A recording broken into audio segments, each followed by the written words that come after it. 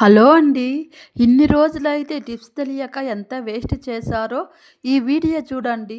ఇకపై వేస్ట్ చేయరు. లాస్ట్ దాకా చూడండి. మనమైతే డేట్ అయిన టాబ్లెట్ అయితే వేస్ట్‌గా పడేస్తున్నారా? ఎందుకు వేస్ట్ చేయడం? ఇకపై వేస్ట్‌గా పడేయకండి.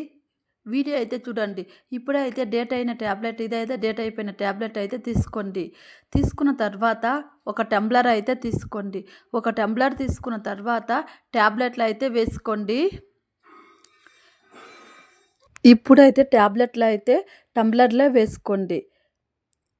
ఇప్పుడు టాబ్లెట్ టంబ్లర్‌లో వేసుకున్న తర్వాత చపాతీ కొంటాం దాన్ని స్టిక్ తీసుకొని పౌడర్ లాగా అయితే చేసుకోండి. టాబ్లెట్ అయితే పౌడర్ కావాలి. ఇప్పుడు ఇలా పౌడర్ చేసుకున్న తర్వాత చూడండి. ఇప్పుడు కుక్కర్ అయితే చూడండి ఎలా అయిపోయిందో మాడిన గిన్నెలాగా ఉంటుంది చూడండి. ఒక స్మెల్ ఉంటుంది కుక్కర్ అయితే చూడండి. ఏ కడాయి అయితే కూడా ఇలా ఒకసారి క్లీన్ చేసి చూడండి.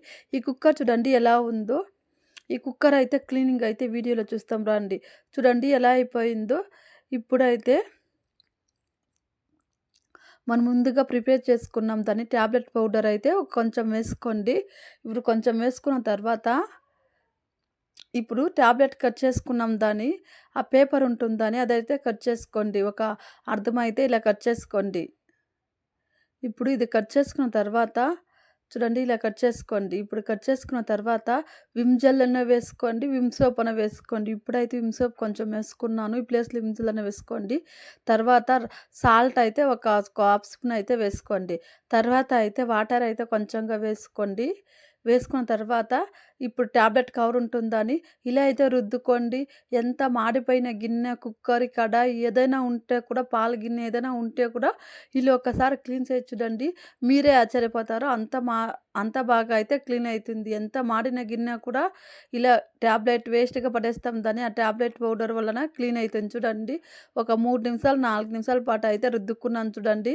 ఇప్పుడు రుద్దుకున్న తర్వాత చూడండి వాటర్‌లో అయితే కడిగి చూపిస్తున్నాను. ముందు ఎలా ఉందో, ఇప్పుడు ఎలా ఉందో.